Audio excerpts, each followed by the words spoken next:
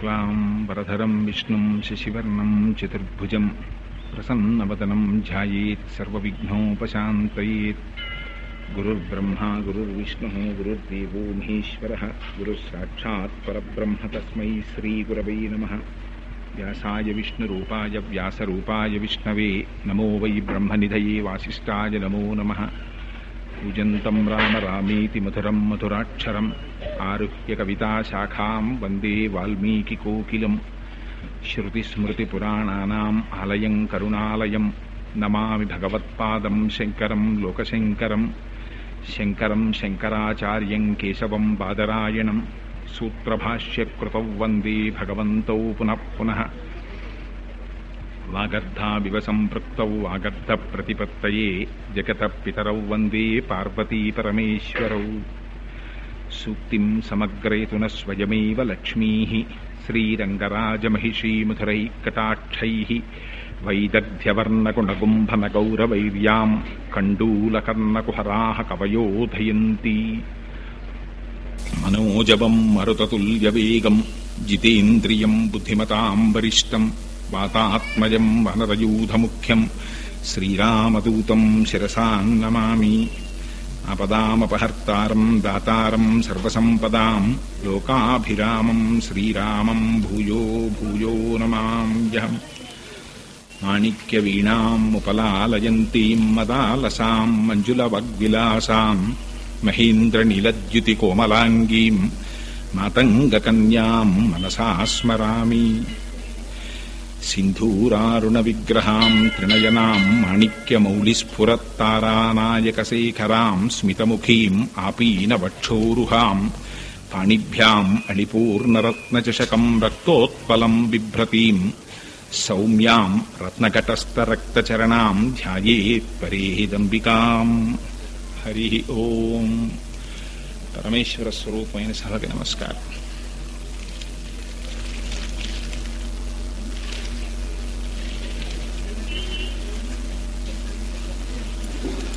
పరమేశ్వరుని యొక్క నిర్హేతుక కృపాకటాక్ష వీక్షణముల చేత ఇటువంటి పరమ పవిత్రమైనటువంటి ప్రదోష సమయంలో ఈ అన్నపూర్ణ విశ్వేశ్వర దేవస్థానంలో 4 మాటలు భగవత్ సంబంధంగా చెప్పుకునేటటువంటి అదృష్టాన్ని పరమాత్మ కటాక్షించాడు.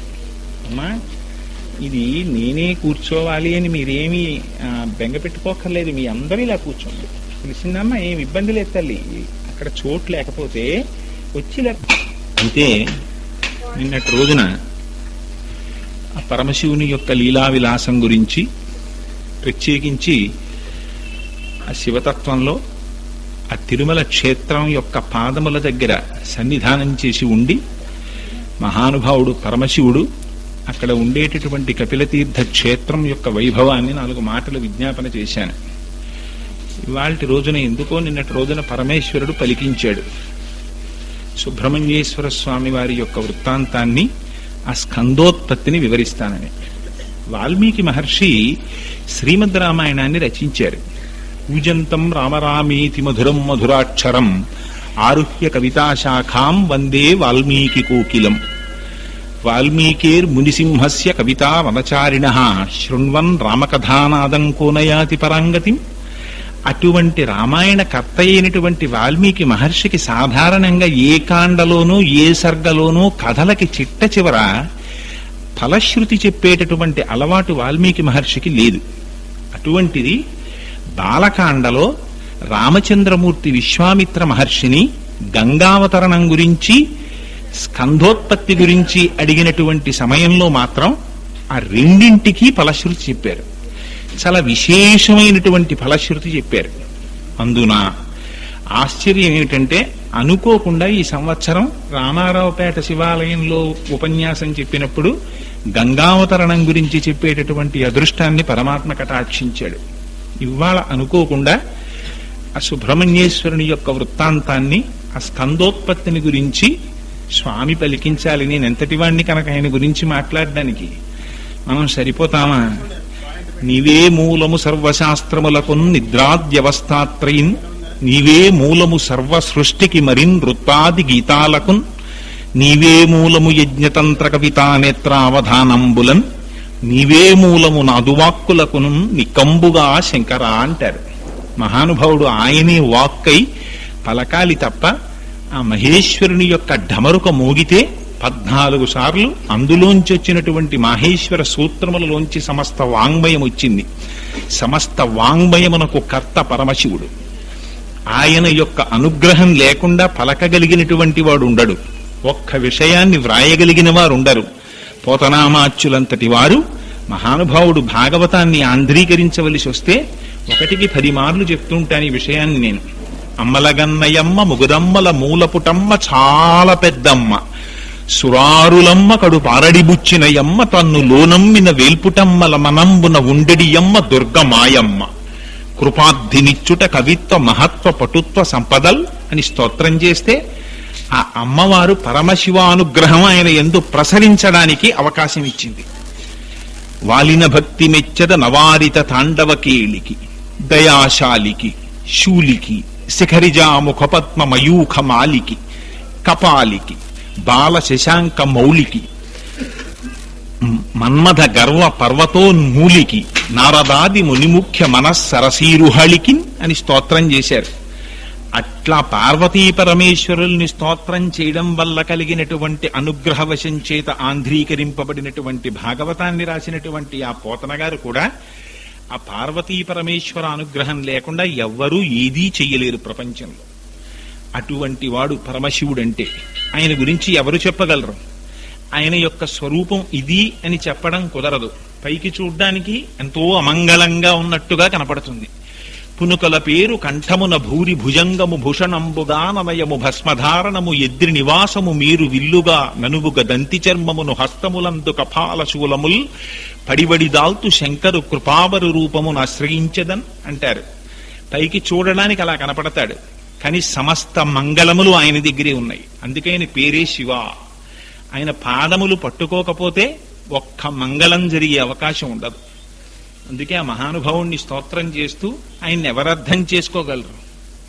బ్రహ్మ విష్ణువులంతటి వారే మోహమునకు వశులై పరమశివుని యొక్క స్వరూపాన్ని అర్థం చేసుకోలేక ఆయన యొక్క ఆద్యంతములు తెలుసుకోవడానికి ప్రయత్నించడంలో విఫలమయ్యారు.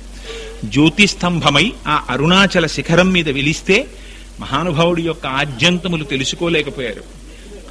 అందుకే అంటారు, భూతాత్మ భూతేశ భూతభావన రూప దేవమహాదేవ దేవవంజ, ఈ లోకములకెల్ల ఈశ్వరుండవు నీవు, బంధ మోక్షములకు ప్రభుడ నీవు, ఆర్త శరణ్యుండవగు గురుండవు నిన్ను కోరి భజింతురు కుశలమతులు, సకల సృష్టి స్థితి సంహారకర్తవై బ్రహ్మ విష్ణు శివాంశ బరగుదీవు, శక్తియుతుడవీవు శబ్దయోనివీవు జగదంతరాత్మవీవు, ప్రణమరయ అఖిలమునకును మూడు లోకములకు మూడు కాలములకు మూడు రూపములకు మూలమగుచు భేదమగుచు తుదికి అభేదమయ్యొప్పారు బ్రహ్మమనగా నీవే పాలనయ్యన.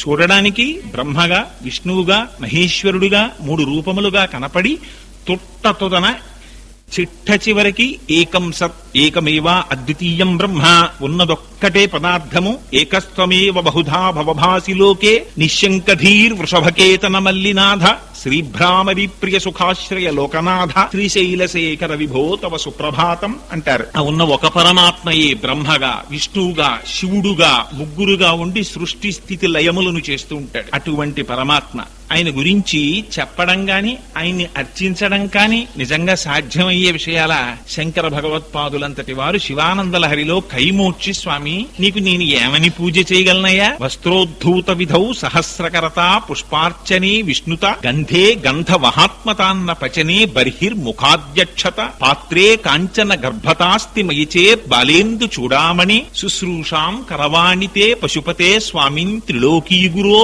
అని స్తోత్రం చేశారు. స్వామి నీకు నేను ఏ విధంగా అర్చన చేయగలనయ్యా? నువ్వేం సామాన్యుడివా? అనంత కోటి బ్రహ్మాండములు నిండి నిబిడీకృతమైపోయినటువంటి స్వామివి, నీకు నేను అర్చన చెయ్యనా? ఎలా చేస్తాను? వస్త్రోద్ధూత విధౌ సహస్రకరత, నీకు వస్త్రం సమర్పించాలంటే సహస్ర కిరణములు కలిగినటువంటి సూర్య భగవానుడు ఒక్కడే చెయ్యగలడు. ఎందుకని? ఆయన కిరణములు అంతటా ప్రసరిస్తాయి కాబట్టి. వస్త్రోద్ధూత విధౌ సహస్రకరత పుష్పార్చనే విష్ణుత, నీకు పుష్పార్చన చెయ్యాలంటే ఒక్క శ్రీ మహావిష్ణువు చెయ్యగలరు. ఎందుకు చెయ్యగలరు? ఆయన అంతటా వ్యాపించి ఉన్నవారు కనుక ఆయన చెయ్యగలరు. గంధే గంధవహాత్మతాన్న పచనే బర్హిర్ముఖాద్యక్షత,